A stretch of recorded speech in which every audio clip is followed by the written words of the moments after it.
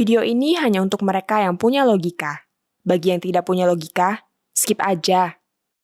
Kalau dikatakan agama membawa kebiadaban, Anda mungkin tidak akan setuju. Tapi kalau Anda mendengar apa yang terjadi di Tasikmalaya ini, jawaban Anda mungkin akan terasa goyah. Di Tasikmalaya kita mungkin akan kembali bertanya, bagaimana mungkin agama yang seharusnya membawa kedamaian justru bisa menjadi alasan untuk kekerasan? Ini baru terjadi beberapa hari yang lalu. Sekitar 1 April yang lalu, puluhan orang atas nama Islam membakar bangunan sebuah aliran keagamaan bernama Saung Taraju Jumantara atau STJ. Kejadian itu terekam dan viral di media sosial. Dengan gegabah dan sombong, warga yang menyerang itu menuduh bahwa bangunan tersebut adalah padepokan tempat aliran sesat disebarkan. Mereka juga menuduh ada konten media sosial STJ yang menghina Islam. Benarkah tuduhan itu? Berita yang menyebar tidak menyebut apa isi penghinaan yang dimaksud. Tapi saya rasa apa isi konten media sosial itu tidak terlalu penting. Dari sejumlah penjelasan yang saya baca dan dengar, yang menjadi sumber kemarahan adalah tuduhan bahwa STJ adalah sebuah aliran keagamaan yang sesat. Namun para penyerang beraksi hanya berdasarkan dugaan, label, potongan informasi, dan keyakinan beragama yang sama sekali tidak toleran. Para penyerang tidak bergerak berdasarkan penjelasan dan uraian tentang kesesatan STJ secara sistematis. Sekedar catatan saja, juga tidak ada keputusan hukum yang menyatakan STJ itu merupakan organisasi yang menista agama. Kemarahan publik tidak muncul secara organik. Kemarahan itu diproduksi, diperbesar, disirkulasikan oleh aktor-aktor tertentu. Sebuah berita menggambarkan, salah satu pihak yang aktif mendorong penyerangan adalah Majelis Ulama Islam Tasikmalaya. MUI diduga memobilisasi massa FPI dan jamaah tabligh dari Garut untuk mempersekusi dengan membakar bangunan STJ. Disebut-sebut yang mengajak massa untuk bergerak adalah Ketua MUI Desa Purwawah Rahayu, Nurdin Mukmin, dan mantan Ketua MUI Mukman. Akibat pembakaran ini, pemilik STJ terpaksa mengungsi keluar Tasikmalaya. Diperkirakan ada sekitar 30-40-an anggota STJ dan banyak dari mereka yang terpaksa membaca syahadat ulang. Saya sampai sekarang belum memperoleh penjelasan tentang substansi ajaran STJ itu sendiri.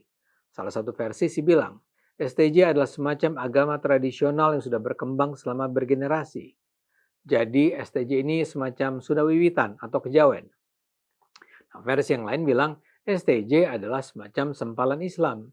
Jadi aliran baru dalam Islam yang berbeda dengan ajaran Islam mainstream yang kita kenal. Mereka memiliki rangkaian interpretasi baru tentang ajaran Islam. Pertanyaannya, apakah kalau STJ adalah sebuah agama tradisional atau sebuah aliran interpretasi baru dalam Islam, STJ jadi layak dianggap sebagai agama terlarang? Jawabannya, sama sekali tidak kalau kita menggunakan landasan konstitusi. Dalam Undang-Undang Dasar 45, Pasal 29 ayat 2 dikatakan bahwa negara menjamin kemerdekaan tiap-tiap penduduk untuk memeluk agamanya masing-masing dan untuk beribadat menurut agamanya dan kepercayaan itu. Jadi jelas dikatakan di sana, merdeka memeluk agamanya masing-masing. Tidak pernah ada ketetapan yang bilang yang dimaksud agama adalah agama Islam, Kristen, Katolik, Hindu, Buddha, dan Konghucu misalnya. Begitu pula tidak ada satupun peraturan perundangan di Indonesia yang mengatakan agama asli Nusantara itu bukanlah agama. Begitu pula tidak ada aturan yang menyatakan bahwa hanya ada satu tafsiran tunggal dalam Islam. Singkat kata, STJ adalah aliran keagamaan yang seharusnya sah berdiri di Indonesia. Karena itu kasus pembakaran gedung STJ adalah sebuah pengingkaran hukum yang tak boleh dibiarkan. Kasus STJ bukan sekedar konflik lokal. Ini adalah cermin dari sesuatu yang lebih dalam, yaitu kesempitan dalam beragama. Kesempitan beragama terjadi ketika kita merasa hanya ada satu cara memahami kebenaran. Kita tidak memberi ruang pada perbedaan, dan yang paling berbahaya, kita merasa berhak menghukum orang lain atas nama agama. Seolah-olah tidak ada ruang untuk perbedaan tafsir. Tidak ada ruang untuk dialog, dan tidak diperlukan ada kehati-hatian dalam menilai. Kasus STJ tidak dimulai dari bukti atau bahkan tafsir. Kebiadaban ini dimulai dengan label sesat dan penistaan agama. Begitu label itu muncul, emosi naik, rasionalitas tercampakkan, dan aksi massa menjadi dibenarkan. Saya yakin mayoritas pelaku kebiadaban itu adalah orang-orang yang tidak pernah mempelajari ajaran STJ secara utuh. Mereka melakukan kejahatan kolektif ini sangat mungkin karena pemuka agama Islam, dalam hal ini misalnya MUI, menyatakan STJ adalah ajaran sesat. Saya pribadi pernah menjadi korban langsung fatwa ulama semacam itu.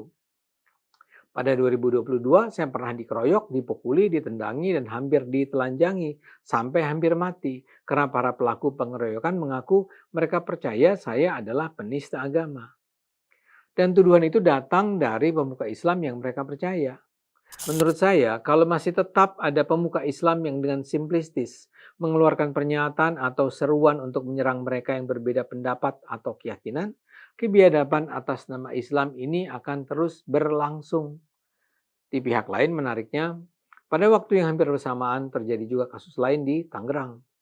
Saya ingin menyebut soal Rumah 2 Tesalonika di Tangerang yang lebih ramai dibicarakan. Rumah 2 tersebut sempat disegel tepat di hari Jumat Agung perayaan Paskah. Warga juga berduyun berusaha menyegel Rumah 2 itu. Ada ketegangan, perayaan Paskah terpaksa dihentikan dan jemaat kehilangan Rumah 2 mereka. Tapi kemudian terjadi sesuatu yang penting. Negara hadir. Staf Kementerian Agama turun tangan. Mediasi dilakukan, dialog dibuka. Dan akhirnya segel dibuka kembali.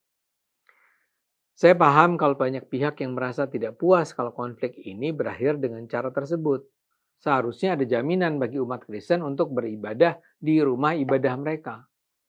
Kalaupun warga bisa dilepas saat ini, mereka harus sadar bahwa itu tidak lagi bisa mereka lakukan di masa depan.